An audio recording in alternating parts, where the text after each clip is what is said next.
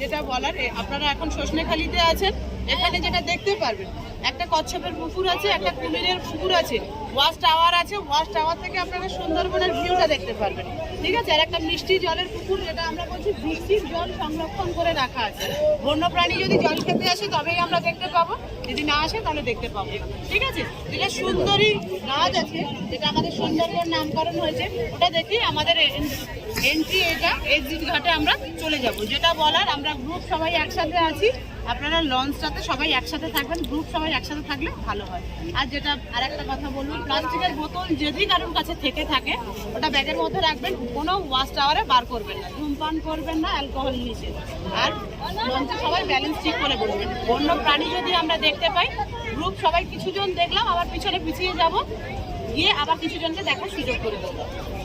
আচ্ছা, সজনেখালির পুকুরে যেটা কচ্ছপের পুকুর বলছি, আপনারা এটা দেখতে পারবেন 2000 সালে সজনেখালি সময় হলে কাচিয়ে দিয়ে দেওয়া হয়েছে টেম্পারেচারের উপরে মেলগুলোকে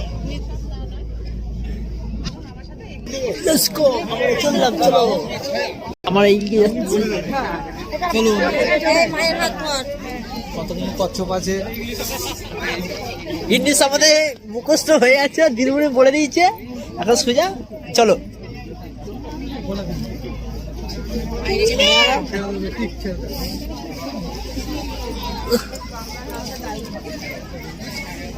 শুধু সবই হলো ভাই, ছোট ভাই বেরিয়ে আছে।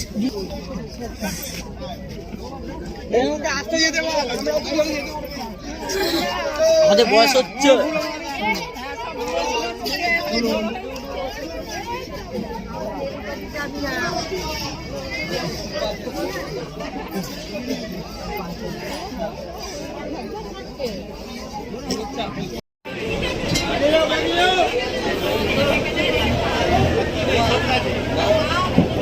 মানো জান ভাই জান সেটা বলছি না, এমন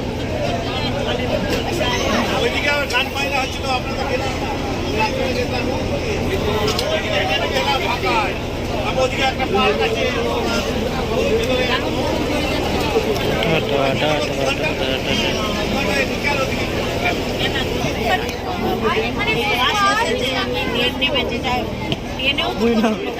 ঘাটে এরকম হবে।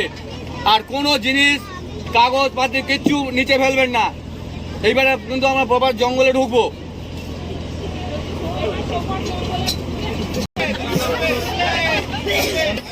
সবাই বসে থাকবেন, ঘাটে ঠাকিয়ে আপনাদের তুলবো।